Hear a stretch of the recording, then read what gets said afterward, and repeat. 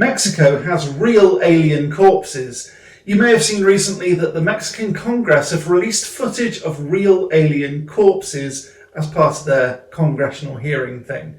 They're very small and have 3 fingers on each hand and look surprisingly like the little green men image that we all know and love, except that they're not green.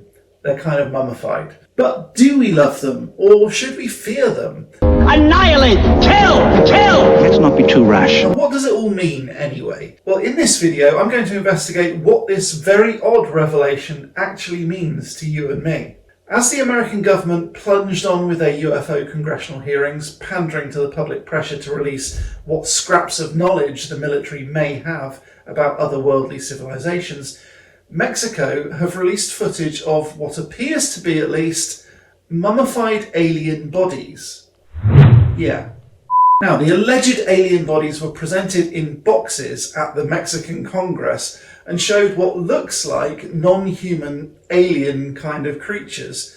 The surprising thing, though, is that the bodies look almost exactly like the E.T. version of the off-world creatures that we met in 1982's Steven Spielberg movie.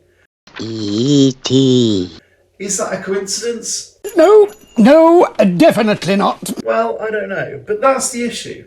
Because if it does look like we expect, and a bit too much like we expect, to be honest, then perhaps it's actually the government trying to convince us all through a series of charade hearings that ultimately reveal nothing. We all make mistakes, Mr. President. My previous video about Project Bluebeam has something rather worrying to say about it, and you can find that.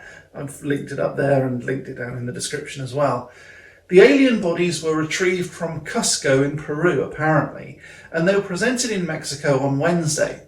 Now, again, apparently, the government of Mexico was in possession of them for some time. Now, the bodies themselves aren't apparently particularly recent. They are at least 1,000 years old, according to carbon dating, and they're certainly not human. I'll tell you one thing, they ain't getting the TV. Now, bear in mind that the person associated with this revelation, Jamie Morsan, has a track record of being associated with stories that have later been either debunked or discredited. But is this different? Because Morsan testified under oath, as if that means that he can't lie, that these mummified remains are certainly not part of our evolution.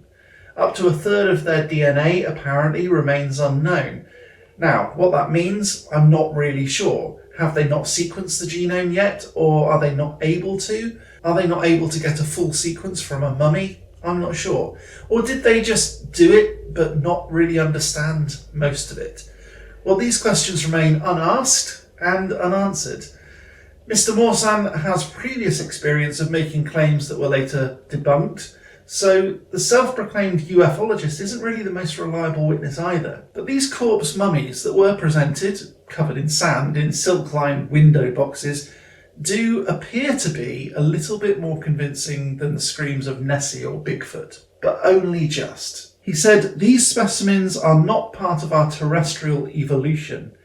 These aren't beings that were found after a UFO wreckage. They were found in diatom algae mines and were later fossilized." So this suggests that perhaps they're not so much extraterrestrial as potentially a hominid species that went extinct prior to modern colonization of Mexico. Maybe they built the pyramids. This begs the question though, if it is all just a government charade, why wouldn't they say more definitively that yes, they are from outer space? I'd love to know what you think, so let me know down in the comments, and until then, as always, Very magical.